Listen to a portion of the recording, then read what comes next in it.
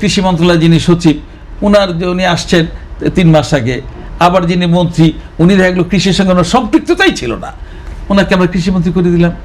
তো উনি কৃষিমন্ত্রী যখন হইলেন উনি এসে দেখবেন যে ভাই আমার চাকরিটা কীভাবে রক্ষা করা যায় সেই কাজগুলো উনি করবেন।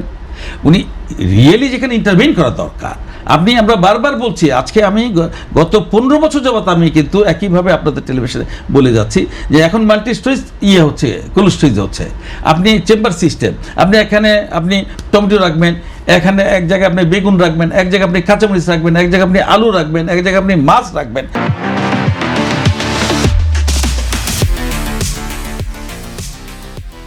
আপনি চেম্বার টু চেম্বার, বাসায় যেরকম চেম্বার টু চেম্বার আপনি রাখছেন ফ্রিজে, একইভাবে মাল্টিপারপাস কোল্ড স্টোরেজ তৈরি হয়েছে। সেগুলো তো করে না, করছে না সেগুলো।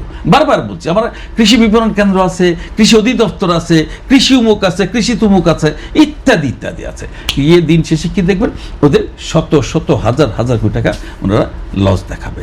অর্থাৎ এইগুলো বলে লাভ নাই যে ক্ষুদ্র ব্যবসায়ীরা একেবারে। সমাধানটা কি হতে পারে? সমাধান তো বললাম আমি, সমাধান হচ্ছে রাষ্ট্রীয়ভাবে এগুলো আপনাকে দূর করতে হবে। 1 নম্বর হচ্ছে যারা সচিব পর্যায়ে কাজ করে তাদের জবাবদিহিতার মধ্যে আসতে হবে, যে এখানে 3 বছর তোমার দায়িত্ব ছিল, 3 বছরে এই জিনিসগুলো তুমি রিকভার করবা, যাতে পেঁয়াজের দাম 25 টাকা না নামে, আবার পেঁয়াজের দাম 300 টাকা না হয়, টমেটোর দাম 10 টাকা না নামে, আবার টমেটোর দাম যাতে 140 টাকা না হয়। এর জন্য তুমি কী করছো জবাব দিত, তাকে জবাবদিহি করতে হবে। এবং সারা পৃথিবীতে তাই হচ্ছে এখন। আমি করতে পারছি না, তো আমি যখন করতে পারবো না, তো আমি এর চেয়ে ভালো কি রেজাল্ট পাবো? আমার দিন শেষে ওই যে বললাম না, সরকার বলে যাবে, আপনারা বলে যাবেন কৃষক হচ্ছে আমাদের লাইফ লাইন, ক্ষুদ্র মাঝারি ব্যবসায়ীরা হচ্ছে এই দেশের অর্থনীতির। সেখানে তো নতুন সরকার এসেছে, নির্বাচিত সরকার এসেছে, জনগণের সরকার। আপনার কি ধারণা এই সরকার কি পারবে? চেষ্টা করবে নিশ্চয়ই, কিন্তু কতটুকু পারবে হবে এই কাজগুলো করার দরকার। এগুলো পারা না পারার বিষয় না, কিন্তু এই কাজগুলো আপনি করবেন না, তো এটা এখানে অনেক বড় বাজেটের দরকার নাই। এখন আপনি যদি এগুলো আমার কাছে সরকার করবে না পাবলিক সেক্টর করবে, পাবলিক সেক্টর করতে পারবে না এই কারণে আপনার 14% 15% ব্যাংক ইন্টারেস্ট দিয়ে পাবলিক সেক্টর করবে না। নাম্বার 1, সরকারি পর্যায়ে করলে এটা চালাবে কি? সরকার চালাবে।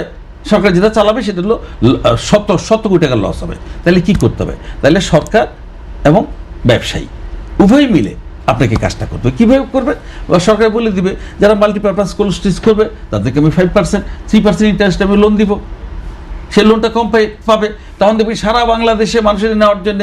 আমাদের দেশের উদ্যোক্তা তো আপনি চিন্তা করতে পারেন না, বাংলাদেশের উদ্যোক্তা কত বেশি স্মার্ট।